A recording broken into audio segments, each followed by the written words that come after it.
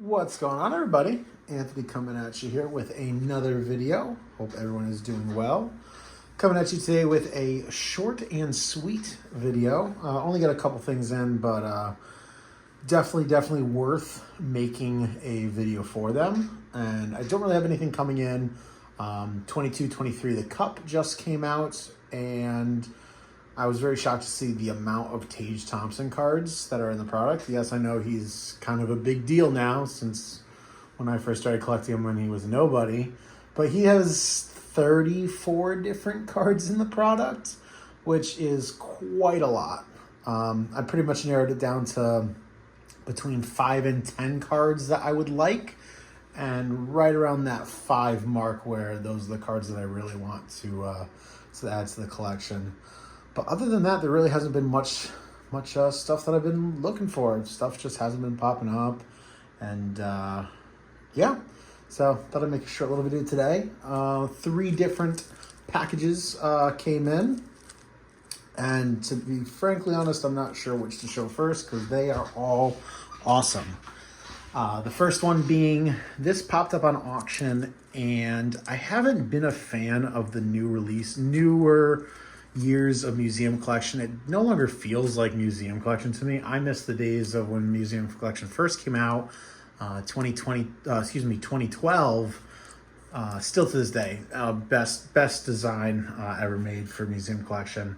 Just looks so different now. But this card I saw pop on auction, and towards the end, it was still very cheap, and I won it for considerably less than my max bid. And definitely something really awesome from 2024 museum collection, the Momentous, I believe it's called. Yep, the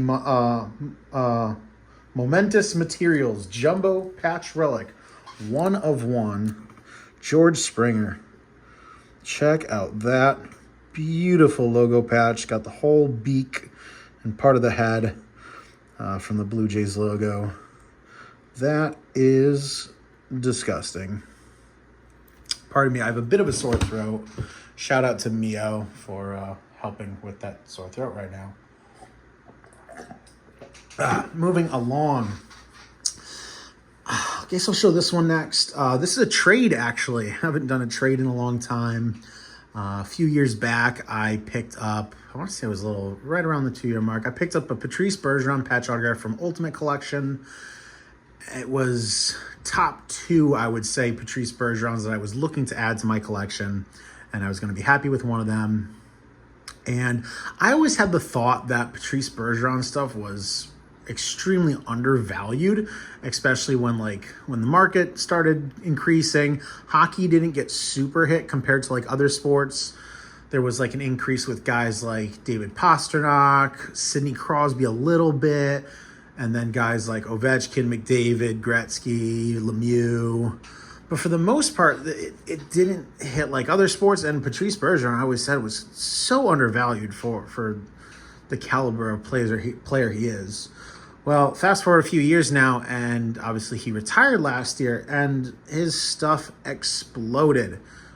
Just to give a perfect example, the patch autograph that I picked up about 1 year, 2 years ago, I remember I paid between $100 and $180 for it, and the same card ended up actually selling on auction a couple weeks ago for about $550. So that is a huge blow up in a very short period of time. So anyways, there was a collector over on Instagram who has quite a beautiful Patrice Bergeron collection. And back when I first posted it, he asked if it was something I was looking to move. I really wasn't. And he hit me up probably about a couple weeks ago and asked me if I was willing to trade it. And he said he was willing to trade other Bergerons for it based on the fact that he had been picking up Bergeron autographs and patch autographs and stuff like that. A lot of them have been popping up on eBay lately with his price increases, and he just picked up a bunch of them to have duplicates to use them for basically for this reason, to trade them for other Bergerons that he needed. So he showed me a bunch of pictures of the ones that he had for sale, and we came to a deal that saw 2 cards come my way, and he got mine. The main reason why we kind of did a little bit of an add-on, because his card was a little bit newer. The Patrice Bergeron I had was a second-year card, so I kind of held it at a little higher value. But I was able to get the other Patrice Bergeron that I wanted for my collection. So the first card that was kind of like a throw-in to kind of make the deal happen. This is from 2017, 2018. The Cup, the scripted swatches of Charlie McAvoy. Cards numbered at 35. This is from his rookie year. It's not really something that I have I had a ton of interest for it, but just because I'm in a lot of like Bruins trading Facebook groups, I just felt like I might be able to use this card as trade bait to get something that I would prefer to have in my collection.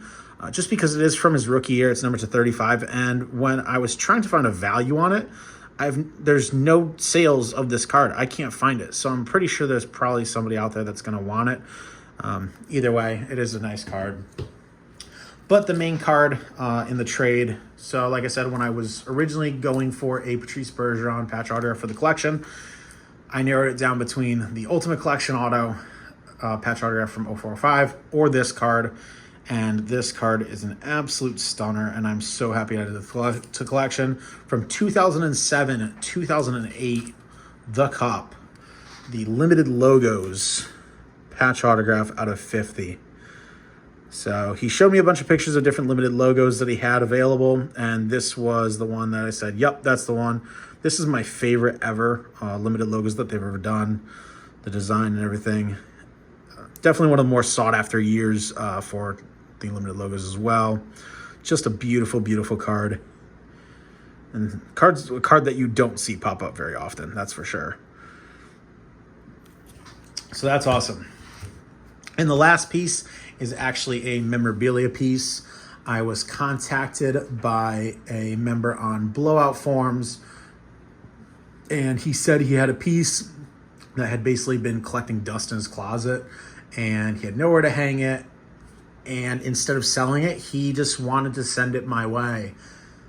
And when I got it, I was just absolutely floored. He told me like what it was, but I really didn't know what to expect when I got it. And this is such a unique item. I just find it,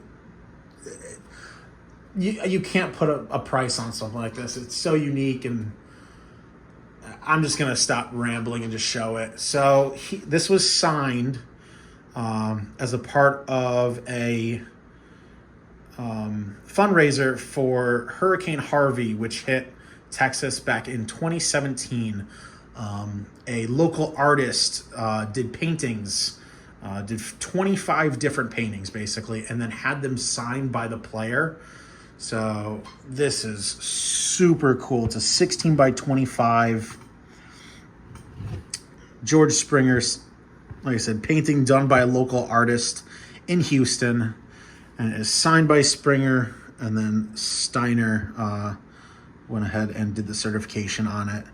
That is something that you just do not see. Such a unique piece, like I said. Can't put a value on that, and it is something that is going to stay in my collection. An absolutely amazing gesture. I can't believe that somebody would just send me this. Yeah. So, heck of a mail day between the gift, the Springer 101, the Charlie McAvoy scripted swatches, and the Patrice Bergeron Cup limited logos. So yeah, guys, that is it. Like I said, I have nothing coming in.